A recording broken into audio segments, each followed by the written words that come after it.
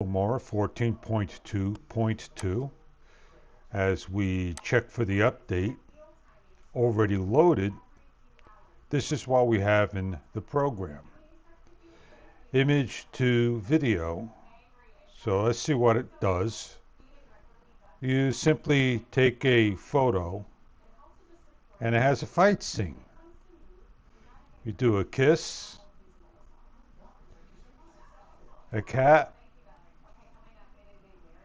and back to the image to video. So what we can do here is basically close it out and see how many points they are. Start creating. Here's hug to video. If we click on it, it's 250.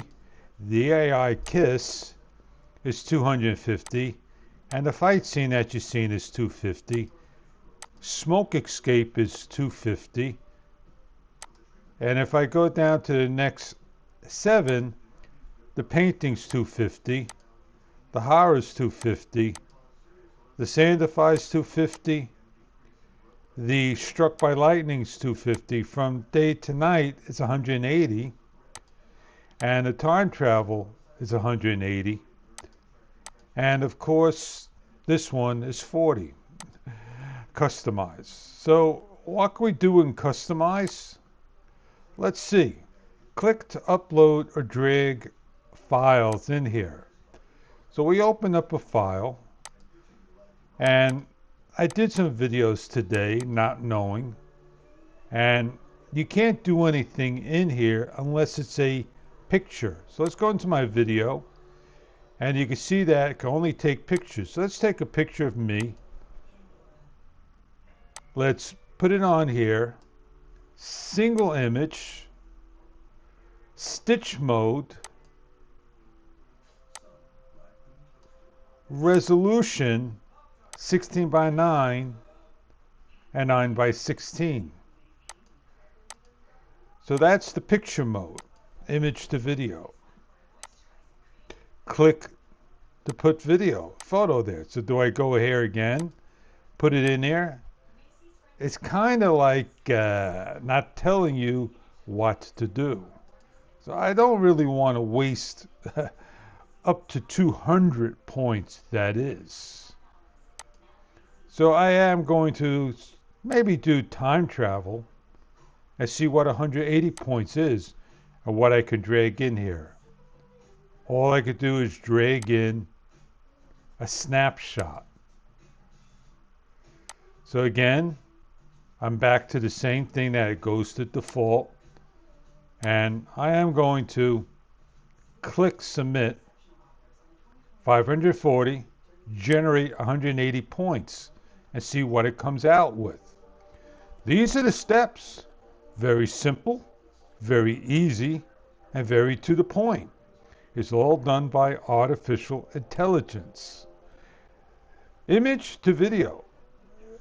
Maybe if I could enable and disable this, because it adds below the compound. So you can see how much more room we have here to create different types of artificial intelligence.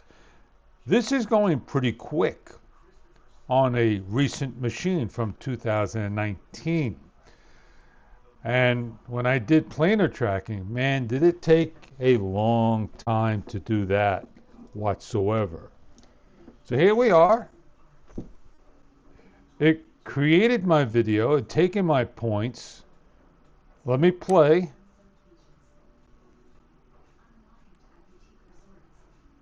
Bring in my time travel to timeline 1.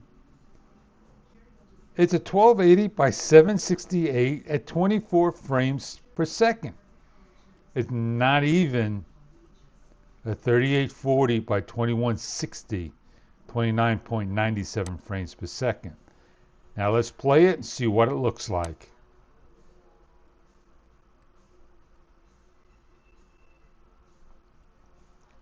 Now, I could have done this in a different program. Create a background removal. What I did here is basically smooth this area out, He added this in over here of a building and a car, and he added in a sky, giving me a time-like look. I don't know if it changed the building or anything. So you can see that I went from a regular look to a dreamy look. It gave me motion. It gave me actual motion in the video. How did it do that? Where it grabbed my media of a snapshot. That's what it did. It took this snapshot and it made it motion. And this is the video that it's from. And I'll show you what the video looks like. As you can see, I'm walking, and you can see over here, right here, you can see a park. And what did it do? I moved it over here, and it showed a building. That's pretty impressive. So for 180 to 250 points, that is image to video.